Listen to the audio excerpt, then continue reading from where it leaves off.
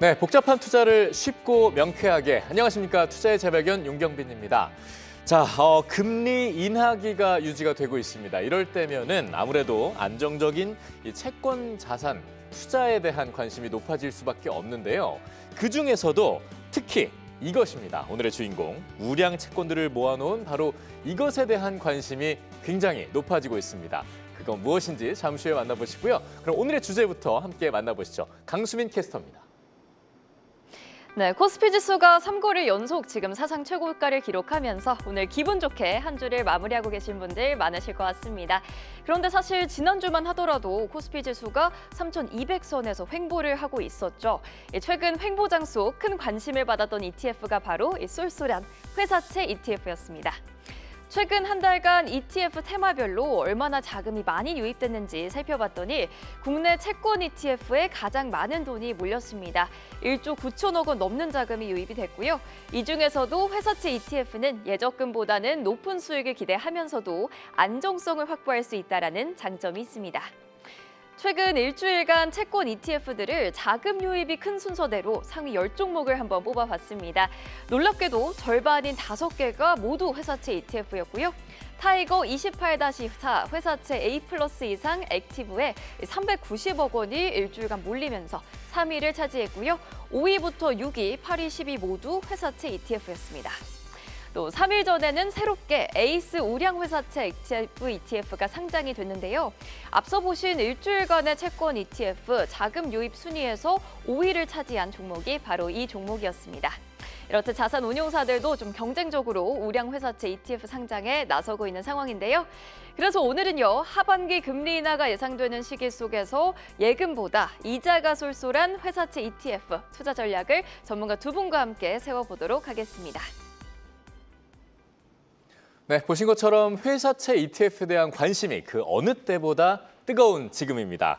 자, 오늘 채권 투자 그리고 회사채 ETF 투자 과연 어떻게 해야 이 손실은 좀 줄이고 수익을 높일 수 있을지 도움 말씀 주실 두 분 모셨습니다. 임재균 KB증권 채권 연구원 그리고 홍다정 한국투자신탁운용의 FI 운용 2부 책임 이렇게 두 분 모셨습니다. 어서 오시죠. 예, 안녕하세요. 네, 안녕하십니까. 자, 먼저 우리 홍다정 책임님께 좀 질문을 좀 드려보겠습니다. 보신 것처럼 회사채 ETF에 대한 관심이 굉장히 높은데요. 지금 증권사 그리고 자산 운용사들이 회사채 ETF와 관련된 상품들을 많이 내놨어요. 실제로 현장에서도 좀 그런 분위기인지 궁금하거든요. 네. 최근 자산운용 업계에서 아무래도 회사채 ETF 상품을 좀 적극적으로 내놓고 있는데요. 예. 당사에서도 이번 주 화요일, 그러니까 9월 9일에 에이스 우량 회사채 ETF를 신규 상장했습니다. 아무래도 회사채 ETF에 대한 이러한 관심은 기준금리 인하와도 관련이 있는데요. 큰 흐름상 지금 기준금리 인하기에 놓여 있기 때문에 예금이나 MF 같은 상품보다는 조금 더 높은 수익률을 보고 싶어하는 투자자분들께서 회사채 ETF로 눈을 돌리고 계십니다. 예. 개인 투자자분들께서 채권에 직접 투자를 하실 수도 있겠지만 그러할 경우에 충분한 분산 투자가 어렵고 위험 관리와 유동성 관리 또한 어렵습니다. 반면 회사채 ETF 같은 경우에 적은 금액으로도 투자가 가능하시고 필요시에는 쉽게 거래소에서 거래가 가능하기 때문에 이러한 장점이 좀 돋보인다고 할 수 있습니다. 네, 그렇다면 연구원님께서 보시기에는 지금 채권 시장에 좀 관심이 쏠리는 이유가 결국은 금리 인하 때문일까요? 예, 아무래도 이제 금리 인하 기대감이 좀 있기 때문이라고 보시면 될 것 같습니다. 저희가 이제 채권 투자에 관심이 생긴 이 시점을 좀 보시면은 2021년 말 혹은 이제 2022년부터 이제 좀 본격적으로 관심이 생기기 시작을 했습니다. 그 이유를 보면은 이제 코로나 전까지만 하더라도 사실은 이제 우리나라도 거의 제로에 가까운 기준금리 수준이었고 연준 같은 경우에도 거의 제로에 가까운 기준금리 수준이었습니다. 그러다 보니까 이제 중앙은행들의 기준금리 수준 자체가 낮다 보니까는 당연히 채권, 국채뿐만 아니라 회사채들의 금리 절대 레벨 자체가 낮았고 여기에서 나오는 이제 기대 수익, 결국에는 채권 투자를 했을 때 발생하는 수익 자체가 하나가 이제 쿠폰, 이자를 받는 건데 이 이자 수익 자체가 워낙에 낮다 보니까는 채권 투자에 대한 관심이 많이 없었습니다. 네. 근데 아시겠지만은 코로나 이후에 굉장히 중앙은행이라든가 정부에서 유동성을 공급을 하면서 물가가 굉장히 급등을 했고요. 이거에 대응해서 우리나라 그리고 연준 뿐만 아니라 모든 중앙은행들의 기준금리를 굉장히 빠르게 큰 폭으로 인상을 했습니다. 예. 그러다 보니까는 이제 기준금리가 이렇게 높아지다 보니까는 거기에 따라서 뭐 국채라던가 회사채 금리의 이런 쿠폰, 이자 금리 자체가 높아졌고 그런 상황에서 요 채권 투자했을 때 이자를 받는 이 이자 수익에 대한 메리트가 굉장히 높아진 상황이라고 보시면 될 것 같아요. 근데 이제 앞서서 말씀드린 것처럼 채권을 투자할 때 두 가지 수익이 발생을 하는데 첫 번째가 이자를 받는 거죠. 네. 또 하나가 채권도 이제 주식처럼 쉽게 사고 팔 수가 있거든요. 그랬을 때 아무래도 이제 싸게 사서 비싸게 팔면은 이자도 받고 여기에 따라서 자본 차익도 얻을 수 있는 상황인 건데 보통 채권 같은 경우에는 금리가 하락을 하면은 가격이 상승을 합니다. 예. 근데 이제 금리 인상 사이클을 끝내고 연준 그리고 우리나라 같은 경우가 기준금리 인하 사이클에 돌입을 하다 보니까는 결국에는 금리가 하락을 할 거야. 그러면은 가격이 올라가지 않을까라는 이런 기대감으로 인해서 굉장히 2년, 3년 전부터 채권 투자에 대한 관심이 높아진 상황이다라고 보시면 될 것 같습니다. 뭐 지금 방금 말씀을 해주신 대로 채권 가격과 이 금리는 반대로 움직이게 되잖아요. 근데 이제 금리가 내려가면 그만큼 이제 수익도 더 큰, 좀 더 말씀하셨던 것처럼 큰 수익을 이제 볼 수 있게 될 텐데 지금이 그러면 좀 이 채권 투자의 어떤 좋은 시기다. 딱 그렇게 볼 수 있을까요? 뭐 좋은 시기는 이제 조금 엄청나게 좋은 시기는 아니다라고는 저는 보고는 있고요. 그래도 네. 이제 아직까지는 좀 먹을 수 있는, 그러니까 수익이 발생할 수 있는 룸은 남아 있는 상황이다라고 저는 보고 있습니다. 왜 그러냐면은 이제 최근에 뭐 글로벌 금리 상황을 보면은 최근에 뭐 미국이라던가 유럽 이런 나라들에서 재정 적자에 대한 우려가 나타나면서 장기물 금리가 엄청나게 큰 폭으로 상승을 했습니다. 네. 사실 미국채 10년물 금리 같은 경우가 5%, 그러니까 30년 같은 경우 5% 가까이 상승을 했고요. 영국 금리 같은 경우에는 이제 거의 30년 만에 최고치를 기록을 하고 있는데 예. 그런 것들이 우리나라 금리에도 좀 영향을 미치면서 장기물 금리가 끌어올라갔습니다. 다만 지난주 금요일부터 해가지고 연준의 금리 인하 기대감이 높아지고 있는데 뭐 아무래도 고용 지표가 둔화가 되고 있고 어제 밤에 발표된 미국의 소비자 물가에서도 생각보다는 관세에 따른 이런 영향이 물가에서 좀 확인이 되고 있지 않다 보니까는 연준이 결국에는 기준금리 인하할 수 있다라는 좀 기대감이 나타나고 있는 상황이다라고 보시면 될 것 같아요. 그러면은 이제 우리나라 같은 경우도 하는 총재가 계속 말씀을 하시는 게 아직까지는 인하 사이클에 있다라고 말씀을 하시는 부분들이 있기 때문에 우리나라도 마찬가지로 금리를 인하할 수 있다. 거기에 따라서 시장 금리가 대외적인 요인 그리고 국내적으로 봤을 때는 한국은행의 기준금리 인하에 따라서 금리가 내려갈 가능성은 여전히 높고 거기에 따라서 금리가 내려간다라고 하면은 앞서서 말씀드린 것처럼 채권 가격이 상승을 하고 그랬을 때 매도를 하면은 자본 차익을 발생시킬 수 있는 가능성은 여전히 남아 있는 상황이라고 보시면 될 것 같습니다. 네, 일단 한은도 지금 금리 인하 가능성에 우리가 열어두고 있는 상황이다라고 언급을 해주셨고요. 그런데 또 궁금한 게 채권도 종류가 워낙에 많다 보니까 최근에 특히 이 회사채에 조금 관심이 집중되는 이유가 책임님께서는 좀 뭐라고 보실까요? 네, 채권의 종류를 나누는 방법은 다양한데요. 그중 가장 대표적인 방식이 발행 주체의 성격에 따라 나누는 겁니다. 국채는 정부가 발행하는 채권이고 지방채는 지방자치단체가 발행하는 채권이고요. 회사채의 경우에는 상법상의 주식회사가 발행하는 채권으로 발행사별로 다양한 신용 위험을 가지고 있기 때문에 이에 대한 리스크 프리미엄이 더해진 금리로 발행이 됩니다.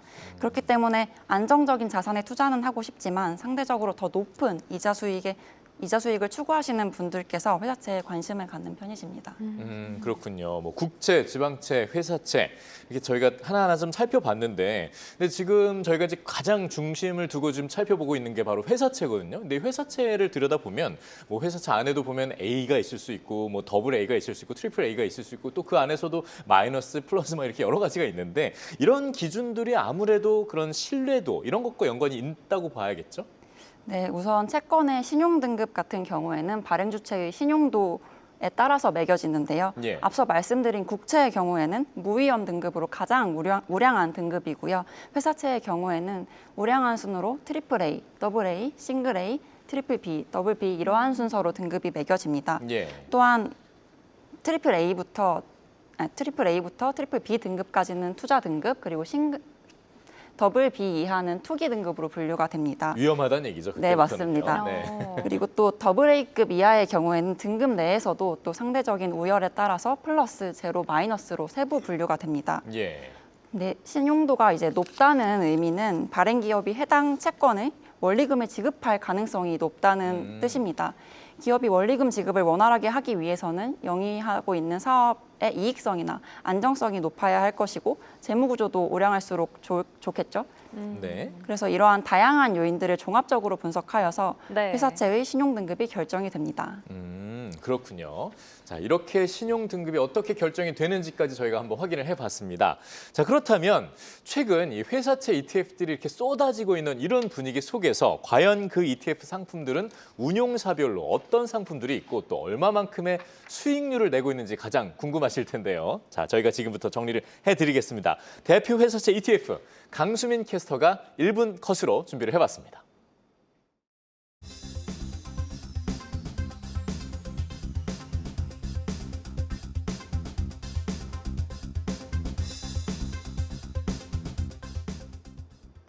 네, 오늘의 핵심 1분 컷 시간입니다. 이 회사채 ETF들이 이름도 길고 좀 복잡해 보이더라고요. 그래서 지금부터 자산 운용사별로 회사채 ETF들 정리를 해보려고 하는데요. 어떤 회사채 ETF가 많이 올랐는지 또 자금은 많이 유입됐는지 살펴보도록 하겠습니다.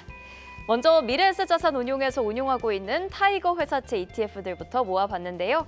이 수익률부터 한번 살펴보겠습니다. 타이거 미국 투자 등급 회사채 액티브 환해지 ETF가 연초 대비 무려 6%대 높은 수익률을 기록하고 있고요. 또 타이거 단기 선진 하이힐드도 5.8%, 타이거 우량 회사채 액티브 ETF가 4%대 상승세를 보여주고 있습니다. 타이거 회사채 ETF들 이번에는 자금 유입 순서대로도 보겠습니다. 타이거 우량 회사채 액티브가 3,700억 원 넘게 올해 유입이 됐고요. 최근 한 달 동안에도 600억 원 넘게 몰렸습니다.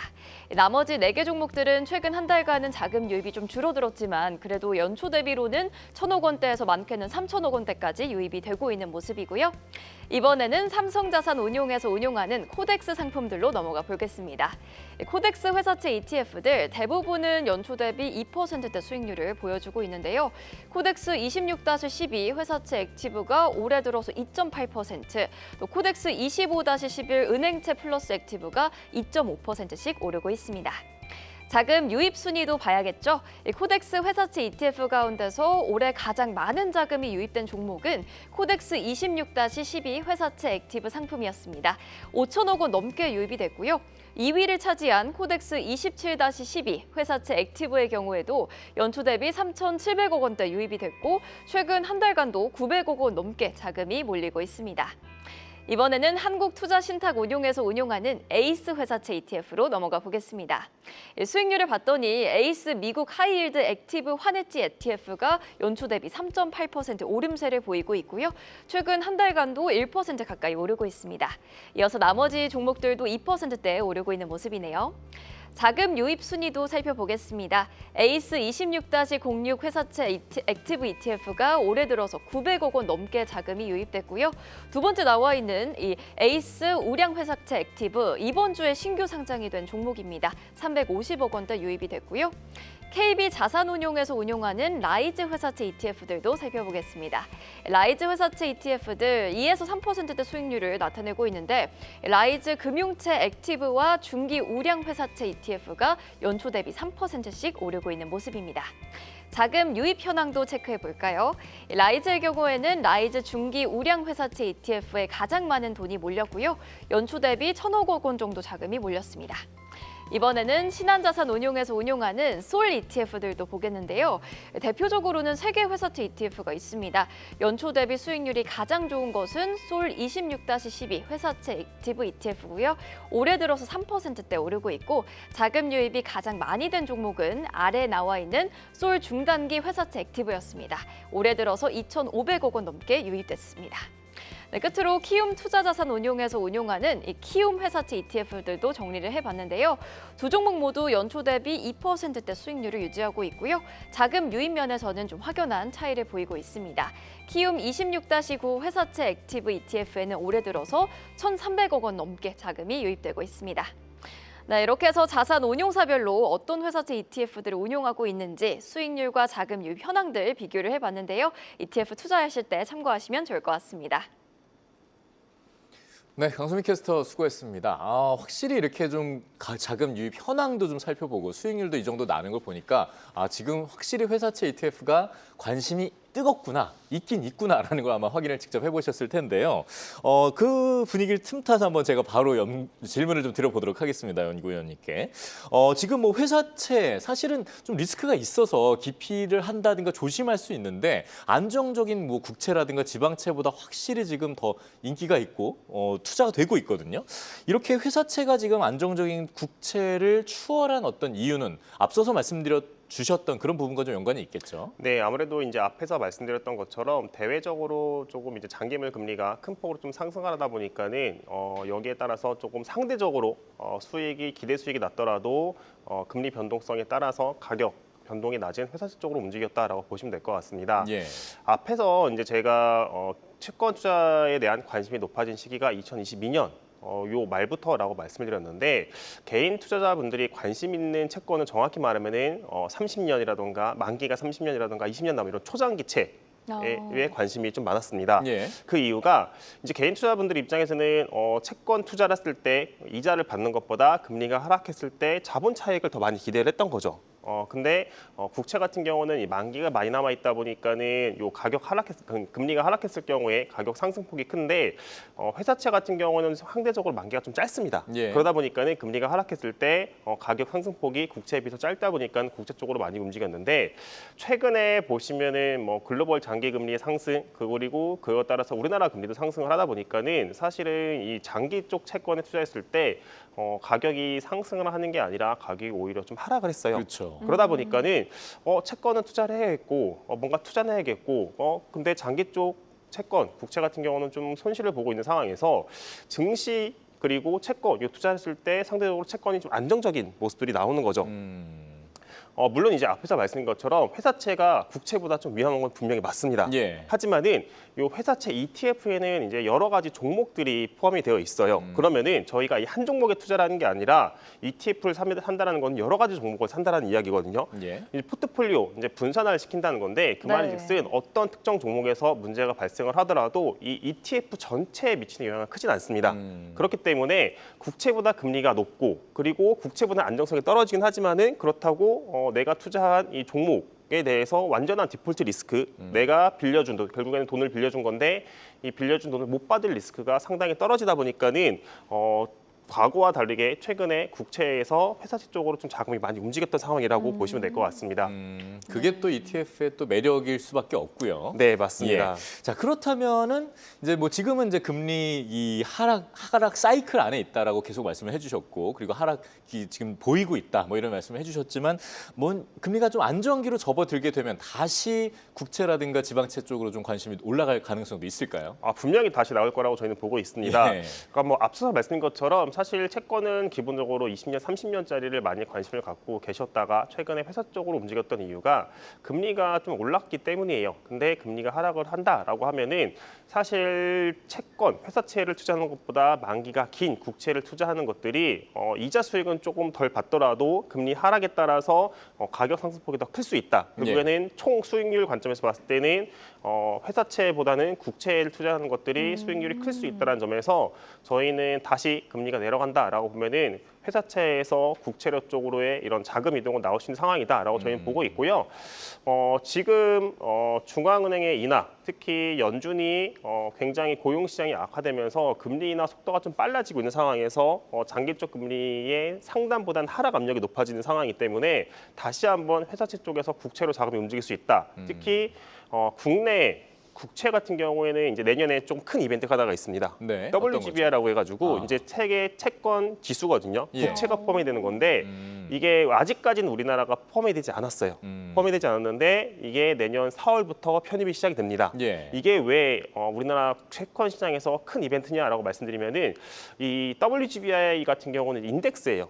네. 이제 하나의 인덱스인 건데 이 인덱스를 추종하는 펀드가 전 세계적으로 2.5조 달러로 알려져 있습니다. 네. 그러면은 우리나라가 이 인덱스에 포함이 되는 순간에 2.5조 달러의 일부는 우리나라 채권을 사야 되는 겁니다. 아하. 그러면은 저희가 계산을 해보면은 대략 총 80조 정도의 자금이 들어온다. 예. 이게 80조가 전체 채권 시장, 그러니까 전체 국채 시장에서 8% 정도가 내년 4월부터 11월까지 8개월에 걸쳐서 들어온다라고 보시면은 수급적으로 봤을 때 분명히 새로운 신규 자금이 들어오기 때문에 그거에 따라서 금리가 내려가면서 가격이 하락할 수 있다. 특히 이거에 따라서 초장기 쪽에 수혜를 받는다라고 생각을 하면은 말씀드린 것처럼 회사채에서 다시 국채 쪽으로의 자금이 더 강하게 이동할 가능성은 충분히 있다라고 저희는 보고 있습니다. 아, 이 국채에 대한 관심을 계속 좀 눈을 열어놓고 지켜봐야 될 것 같아요. 네, 맞습니다. 네, 회사채에서 국채로까지 이동을 할 수도 있다라고 언급해 주셨고 그렇다면 이제 우량 회사채 이야기로 다시 돌아와서요. 우량 회사채 ETF의 경우에는 좀 어떤 성향 또는 어떤 전략들을 갖고 있는 투자자에게 유리할까 이 부분이 또 궁금했습니다. 네, 제가 앞서 말씀드렸던 회사채 신용등급 체계 기억하시죠? 네. 에이스 우량 회사채 ETF의 경우에는 그중에서도 AA 마이너스 이상, 그러니까 무위험 등급부터 AAA, AA, 즉 상위 등급에만 투자를 하는 상품입니다. 실제로 1998년부터 2024년까지 20여 년간 국내에서 AA급 이상 신용등급을 가진 기업들의 평균 누적 부도율은 거의 0%에 수렴합니다. 따라서 해당 ETF는 회사채에 투자를 하고는 싶지만 너무 위험한 자산은 싫고 좀 비교적 안전한 자산에 투자하고 싶으신 투자자분들에게 추천해 드릴 수 있는 상품입니다. 뭐 생각보다 꽤 안전했네요. 네, 그런데 뭐 지금 뭐 그런 것뿐만 아니라 또 기간으로도 좀 보면 이게 최근 만기 매칭형 ETF로도 자금 유입이 좀 늘고 있다고요. 네. 국내 시장은 예. 2024년 10월부터 지금 기준금리 인하 사이클에 놓여 있습니다. 네. 올해에도 2월과 5월 두 차례의 기준금리 인하가 있었고요. 이 과정에서 정기예금과 같은 확정금리형 상품들의 경우에는 이미 금리대가 많이 내려와 있습니다. 만기 매칭형 ETF란 ETF의 투자 만기가 정해져 있고 만약 청산시까지 보유할 경우에는 매입 시점에 펀드의 YTM을 실현할 수 있는 상품입니다. 또한 다양한 크레딧에 투자를 하고 있기 때문에 정기예금보다는 더 높은 기대 수익률을 보이는 상품입니다. 예. 다만 ETF 만기 이전에 매도를 할 경우에는 추가적인 이익이나 손실을 볼 수 있기 때문에 이러한 부분이 확정금리형인 정기예금과는 좀 차이가 있습니다. 그렇기 때문에 투자 만기는 정했으나 조금 더 높은 기대 수익을 추구하는 투자자분들께서 이러한 상품에 많은 관심을 보이고 계십니다. 네, 그렇군요.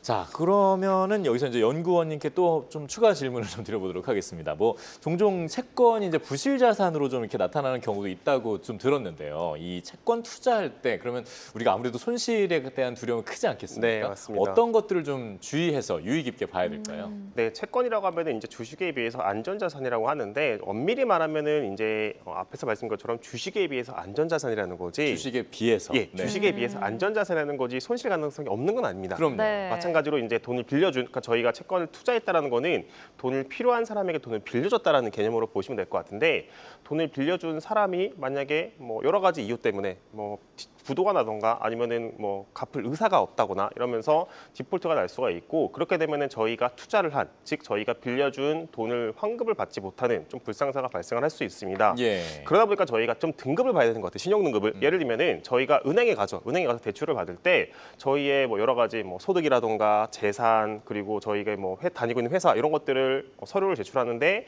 그렇게 서류를 제출하는 이유가 저희가 저희의 등급을 알기 위해서인 거잖아요. 개인 신용 등급을 네. 보기 위해서. 개인의 신용 등급을 알기 위해서인 거고 마찬가지로 채권을 발행하는 사들도 각 회사별로 발행에 따른 발행사의 신용 등급이 존재합니다. 예. 그렇기 때문에 저희가 이 신용 등급을 보면서 신용 등급이 우량한 회사들이 아무래도 이렇게 좀 디폴트 가능성, 그러니까 저희가 돈을 빌려준 돈을 못 받을 가능성이 굉장히 떨어진다라고 보시면 될 것 같고 예. 반면에 신용 등급이 낮은 회사 같은 경우는 아무래도 좀 저희가 투자한 자금을 못 받을 가능성이 높은 상황이다라고 보시면 될 것 같습니다.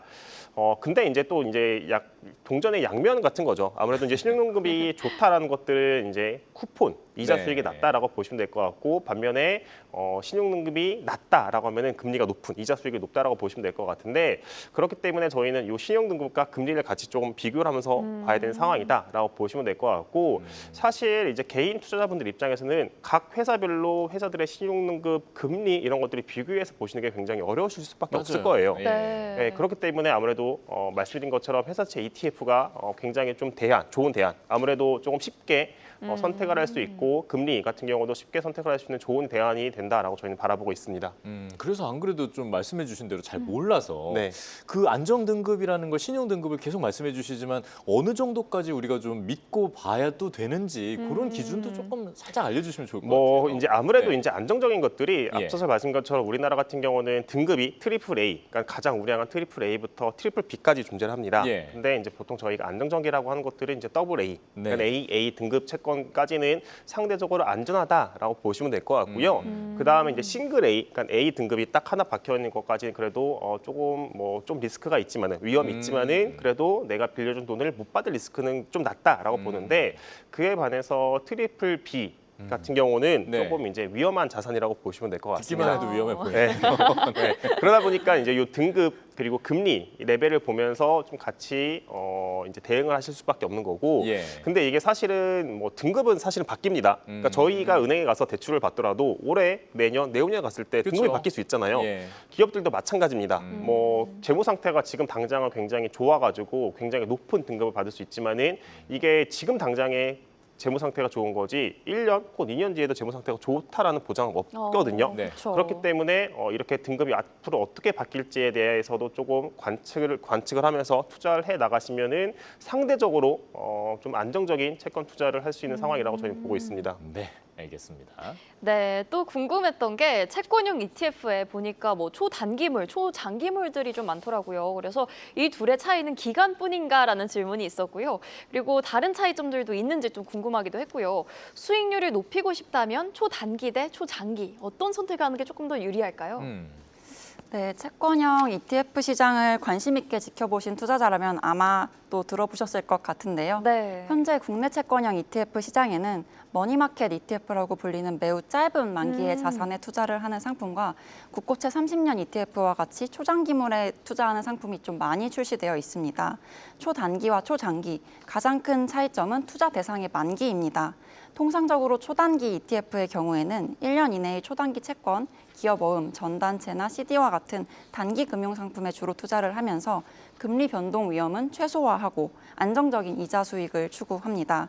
초장기채 ETF의 경우에는 10년이나 30년 만기 국채와 같이 만기가 긴 장기물에 투자를 하는데 이러한 것은 통화정책이나 재정정책 등의 요인으로 인해서 채권의 금리가 하락할 경우 듀레이션이 긴 채권일수록 금리 민감도가 높아서 가격 상승폭이 크기 때문에 금리 하락 전망에 따른 자본 차익을 추구하는 상품이라고 보시면 됩니다. 네. 따라서 이러한 상품은 초단기채보다는 시장금리 변동에 따른 가격 변동성이 높을 수 있다는 점 알아두시면 좋을 것 같습니다. 네, 수익은 장기성이 좀 더 날 수 있는데 어쨌든 단기적인 안전권은 또 그런 것들을 갖고 있다. 이렇게 좀 단기와 장기의 차이점까지 저희가 좀 살펴를 봤습니다. 자, 이렇게 오늘 회사채 ETF에 대한 궁금증들을 저희가 쭉 좀 살펴봤는데요. 이쯤 되면 이제 저희가 이제 이 전문가들 분들을 모셨으니까 이 채권과 회사채 ETF 투자에 관련한 한 줄 정리를 좀 여쭤보게 됩니다. 그래서 먼저 우리 임재균 연구원님께 먼저 여쭤보겠습니다. 채권 투자 ETF 할 때 어떤 한마디를 좀 정리를 해주시겠습니까? 네, 지금 매수해서 내년 상반기 말 차익 실현. 오. 네, 라고 말씀을 드리겠습니다. 여기서 제가 네.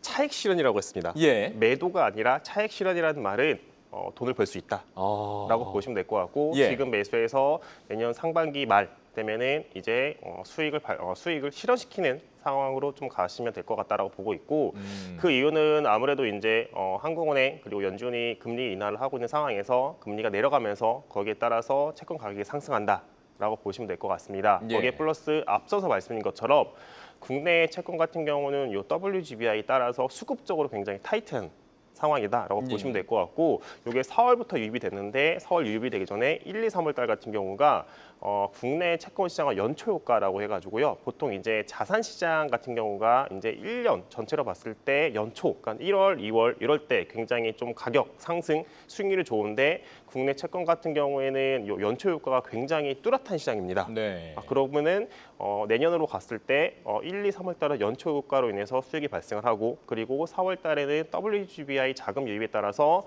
더 발생할 수 있는 상황이다라고 보시면 될 것 같고 그때 이제 매도를 좀 준비하셔서 차익 실현하시면 될 거라고 저희는 보고 있습니다. 네, 어쨌든 지금 매수해서 내년 상반기 말 차익 실현. 네, 요거 좀 기억해 보시면 좋을 것 같고요. 자, 홍다정 우리 책임님께도 여쭤봐야죠. 한 줄 요약 어떻게 해주시겠습니까? 네, 저는 이제 회사채 ETF에 대해서 한 줄 요약을 드리겠습니다. 예. 안정성의 금리 더하기, 인하기 필수 회사채 ETF라고 말씀을 드리고 싶은데요. 네. 국채보다 조금 더 높은 이자 수익을 낼 수 있고 또 아직까지 기준금리 인하기이기 때문에 이러한 부분에 자본 차익까지 더하실 수 있는 상품으로 저는 추천을 드리겠습니다. 그렇군요. 그래서 안정성의 금리를 더하기, 인하기, 필수 회사채 ETF 이렇게 또 정리를 해주셨습니다. 이렇게 두 가지를 좀 기억해 보시면서 회사채 ETF 어떻게 투자하면 좋을지 정리를 해보시면 좋을 것 같고요.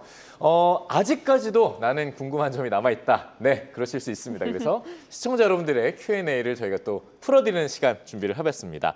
강수민 캐스터가 첫 번째 질문부터 살펴봤습니다. 네, 시청자분들의 궁금증을 두 가지 정도 모아봤는데요. 일단 첫 번째 질문입니다. DC나 IRP 같은 연금 계좌에서도 이 채권 ETF 투자가 가능한지 궁금하다라는 질문이 있었는데 이 부분은 책임님께서 한번 답변해 주실까요? 네, 요즘 퇴직연금 투자에 대해서도 아마 많이들 관심을 갖고 계실 텐데요. 퇴직연금 계좌에서는 의무적으로 안전자산 비중을 30% 이상 투자를 해야 합니다.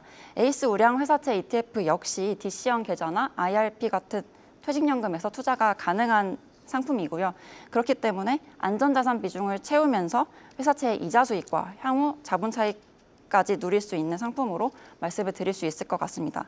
또한 채권 같은 경우에는 주식과 같은 위험자산과의 상관관계가 굉장히 낮기 때문에 연금 자산에서 자산 배분 효과 또한 누리실 수 있다는 점 말씀드립니다. 네. 그리고 두 번째 질문 넘어가기 전에 제가 사실 또 궁금했던 질문이 하나 있어서 이 부분은 연구원님께 한번 여쭤보겠습니다.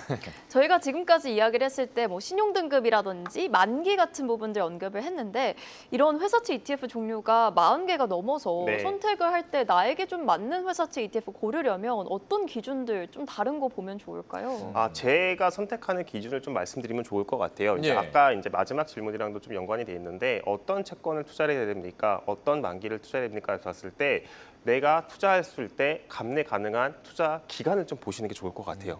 예를 들면은 뭐 한 달 뒤에 뭐 여러 가지 이유로 인해서 목돈이 나간다라고 보면은 사실은 뭐 장기채 쪽 금리 변동에 따라서 가격 변동폭이 큰 채권을 투자하는 것보다는 좀 안정적으로 금리가 낮더라도 기대 수익이 낮더라도 상대적으로 안정적인 채권을 투자하는 게 맞다라고 저는 보고 있고 예. 그런 측면에서 봤을 때 내가 투자할 수 있는 기간을 좀 보면서 투자해 나가야 된다라고 보시면 될 것 같습니다.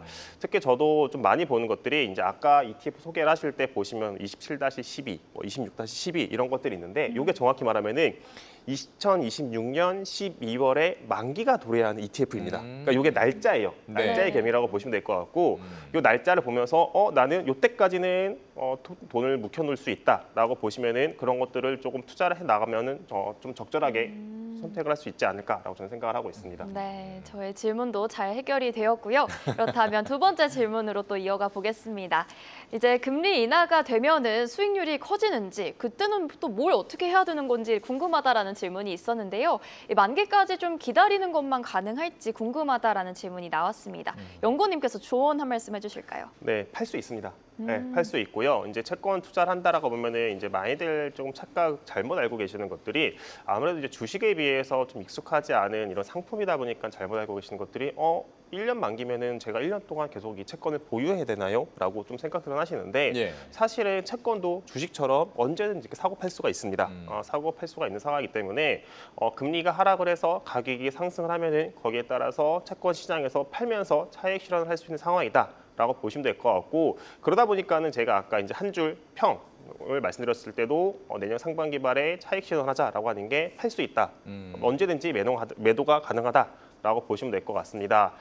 다만 저희가 좀 유의를 해야 되는 게 이제 작년부터 해서 대한민국 정부가 개인용 국채를 판매를 하고 있어요. 요것들은 사실은 그러니까 이제 판매가 없습니다. 요거는 이제 매매가 가능하다라는 거는 이제 요 매매가 가능한 시장이 형성돼 있어야 되는데 개인용 국채 같은 경우는 이게 매매가 아니라 저희가 환매라고 보시면 될 것 같고 그러다 보니까는 금리 변동폭에 따라서 가격 상승이라든가 가격 하락 요 부분은 없다. 말 그대로 개인의 국채는 예금의 대체 상품이라고 보시면 될 것 같습니다. 네. 자, 저희 그 마지막 질문까지 좀 여쭤봤는데 한 가지 저도 좀 아직 궁금한 점이 남아 있어서요. 뭐 저희가 계속해서 지금은 그 금리 하락기, 그러니까 이 사이클이 계속 유지되고 있다라는 말씀을 처음부터 해주셨는데 이 기간이 1년 정도가 좀 넘었지 않습니까, 사실은? 그럼에도 불구하고 이 투자라는 거 아무래도 시기가 굉장히 중요하니까 지금 와서 이렇게 회사채 ETF들이 쏟아져 나오고 더 인기가 되는 그 근거와 이유는 뭐에서 좀 볼 수 있나요? 뭐 아무래도 네. 이제 그전, 그러니까 코로나 이전 같은 경우에는 중앙은행의 기준금리가 거의 제로에 가까웠죠. 그러다 보니까는 회사채 같은 경우도 굉장히 금리가 낮았습니다. 근데 예. 지금 같은 경우에는 뭐 인하를 하고 있고요. 그리고 인하가 끝나가는 나라들도 분명히 있습니다만 예. 사실 그전처럼 뭐 제로에 가깝게 기준금리를 인하한다라고 생각하시는 분들은 거의 없습니다. 뭐 우리나라 같은 경우에는 이제 지금 2.5% 기준금리인데 최종 기준금리, 그러니까 인하 사이클이 끝났을 때의 기준금리 레벨을 2% 정도로 보고 있어요. 예. 그렇게 되면은 여기에서 2%에서 국고금리 더 높아지고요. 그리고 여기에서 더 이제 회사채 금리가 높아질 수 있기 때문에 상대적으로 과거에 비해서는, 그러니까 즉 과거라면은 코로나 이전에 비해서는 확실히 회사채들의 금리 레벨 자체가 높아진 상황이다라고 네. 보시면 될 것 같고, 그러면 이제 개인 투자분들 입장에서 봤을 때 뭐 예금을 하는 것도 분명히 좋은 선택지죠. 하지만은 예금보다는 회사채 ETF 이런 것들이 금리가 조금이라도 높기 때문에 이런 쪽으로 자금이 계속해서 이동할 수 있는 상황이다라고 예. 저희는 보고 있습니다. 그 흐름은 그리고 또 내년 상반기 말 정도까지는 어느 정도 봐도 좋겠다. 네, 이렇게 맞습니다. 이제 얘기를 저희가 정리를 해볼 수 있는 것 같습니다. 자, 오늘 이렇게 회사채 ETF에 대한 여러 가지를 좀 얘기를 해봤습니다. 어떻게 보십니까? 지금 투자의 적기라고 생각하시는지 꼭 좀 한번 곰곰이 생각해 보셔서 좋은 기회를 만들어 보시면 좋을 것 같습니다. 자, 오늘 도움 말씀 주신 두 분 이제 보내드려야 될 것 같습니다. 임재균 KB증권 채권 연구위원님, 그리고 홍다정 한국투자신탁운용의 FI 운용 2부 책임님, 지금까지 도움 말씀 감사하고요. 그리고 강수민 캐스터 고맙습니다. 세 분 여기서 인사드리겠습니다. 고맙습니다. 네, 감사합니다.